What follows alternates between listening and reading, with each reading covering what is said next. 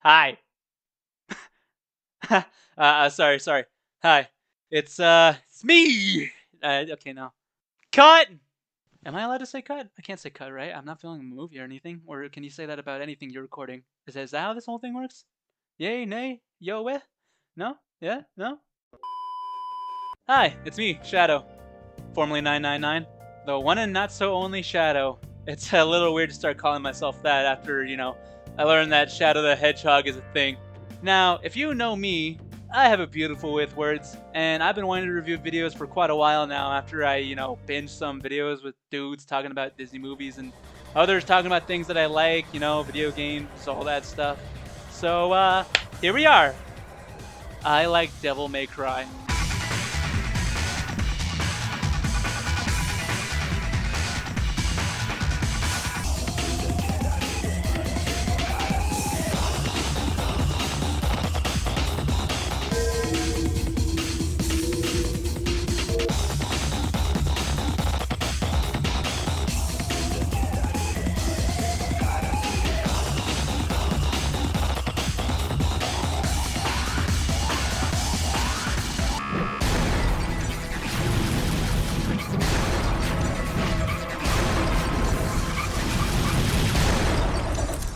Let's rock, baby.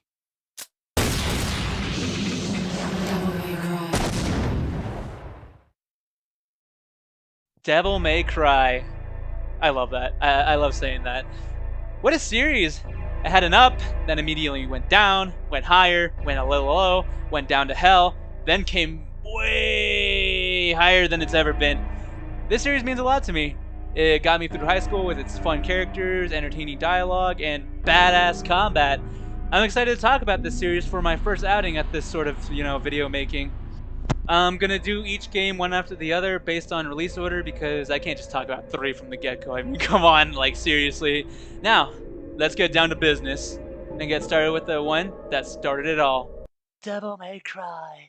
Okay, so Devil May Cry 3 was my first Devil May Cry. So I don't have any sort of story of how, like a dying man handed me a copy of the first game with the PlayStation 2 when I was like 7. I was at a GameStop and thought, whoa, it's $15 for 3 games?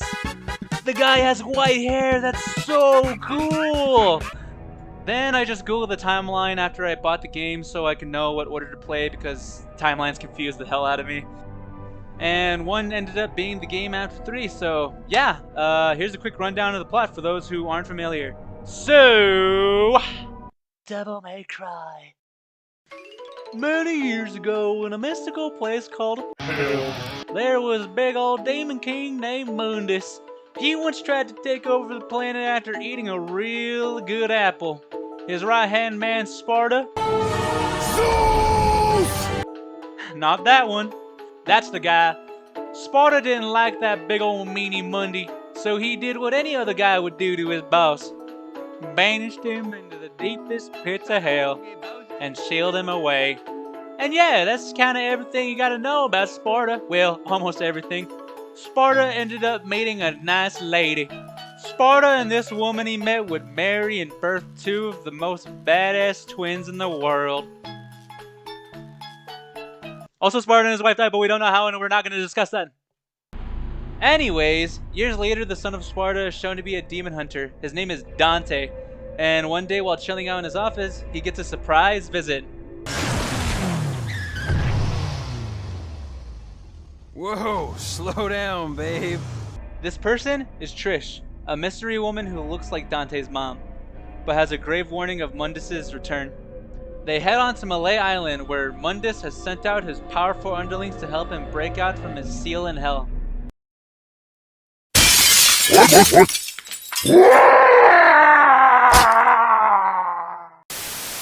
dad is a moron! He's a moron! You know what a moron is? That's what your dad is! Ah!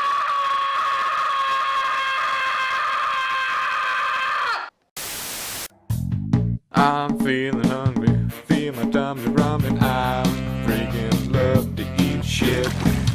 Oh, please help me. I freaking love to eat shit. Yeah.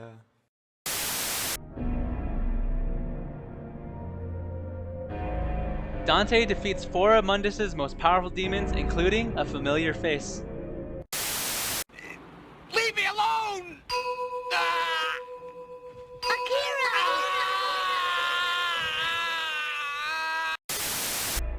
Dante grieved over killing his twin brother, whom of which, by the way, will be really important down the line. He takes his brother's half of their mother's heirloom and combines it with his father's sword and makes the Big MacGuffin Sword!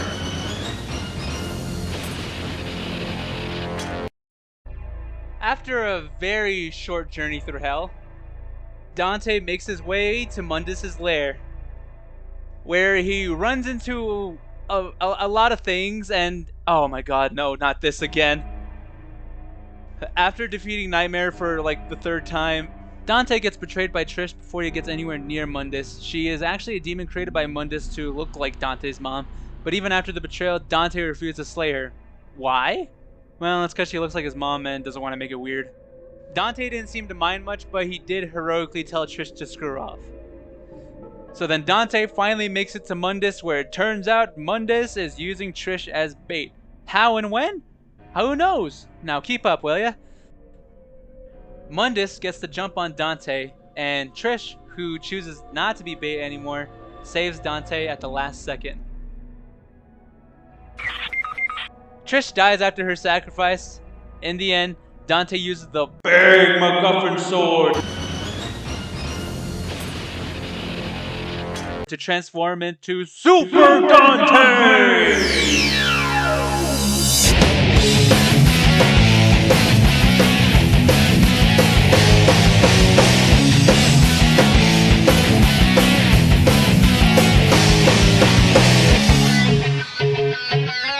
Dante manages to use the power of his father to take down Mundus. Wait, nope, he's still alive. Okay, with Mundus' power dwindling, Dante finishes the job.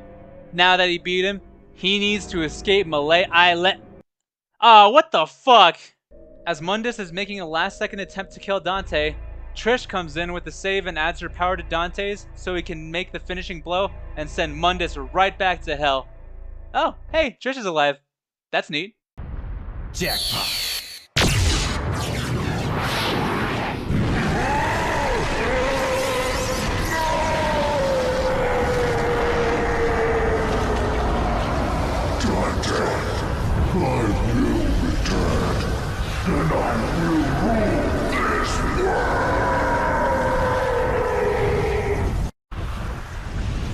Goodbye. And when you do come back, give my regards to my son, will ya?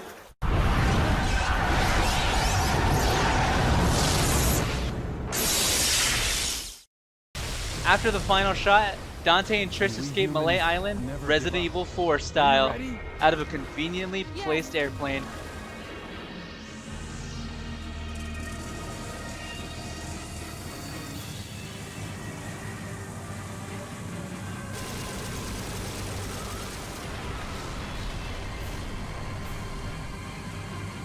Let's rock.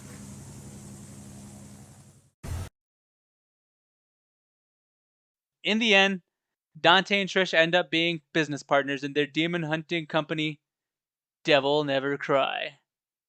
Fuck, that name sucks. Alright, that's basically the story. Now, what do I think of the game?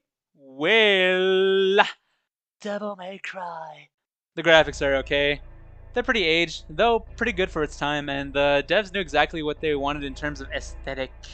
The different areas of Malay Island are so charming and filled with this sense of age, with all of the places being run down or abandoned as if people who visited never lived beyond the first few moments of being there. The combat is okay. Considering that I was introduced to the 3rd game, I was a bit dissatisfied with how slow and clunky the mobility and range of attacks I had access to. I mean, there's not really any combos in here, it's just a mash until you win sort of thing. It's also damn near impossible to get an S rank in this game. I think I only got like a couple or so, just trying to record some background footage for this video. Also, I just want to be clear about this. Devil May Cry is not so much well known for its platforming, especially for the first game. Another note, I'm really glad Devil May Cry never went back to making any missions like the underwater ship section. Fuck, I hated that. I don't have much of an opinion on the double trigger system for the first game, but it was stupid fun being able to rip and tear through most enemies. Look at this shit. I sort of like the shop. Most prices were pretty well balanced, though I have to say the game sort of punishing you for buying more items by making them cost more over time was really neat. And seeing how you could find some of the items lying around also provokes you to explore and look for hidden stuff. I mean, look where the fuck these blue orbs are hidden, man. Look at this shit. Dialogue is still excellent. I should have been the one to fill your dark soul with light.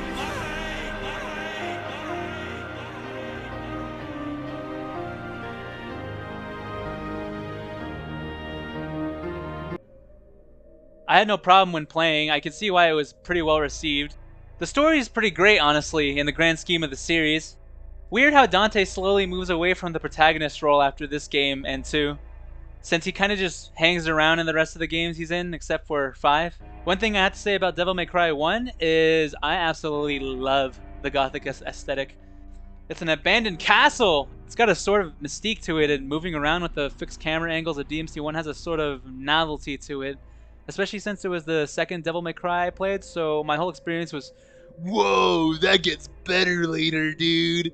Kinda. Back to my point earlier.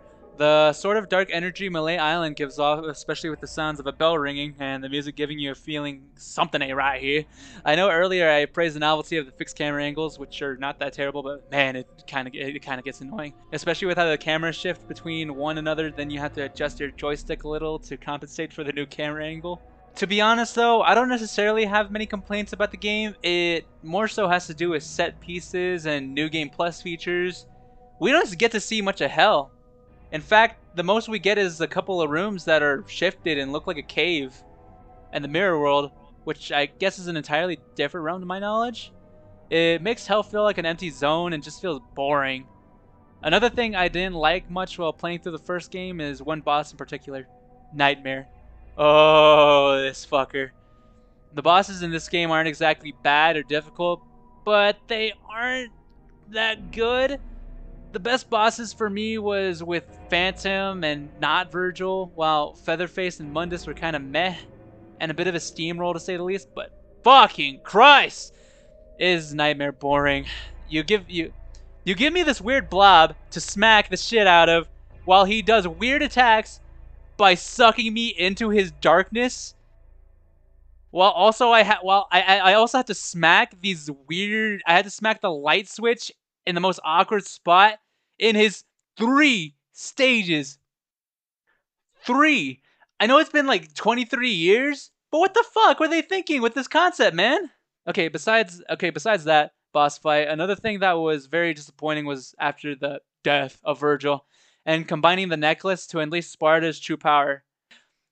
You get this sick-looking sword that can transform between spear and scythe that has no way to manually swap between spear, scythe, and sword modes except for specific moves.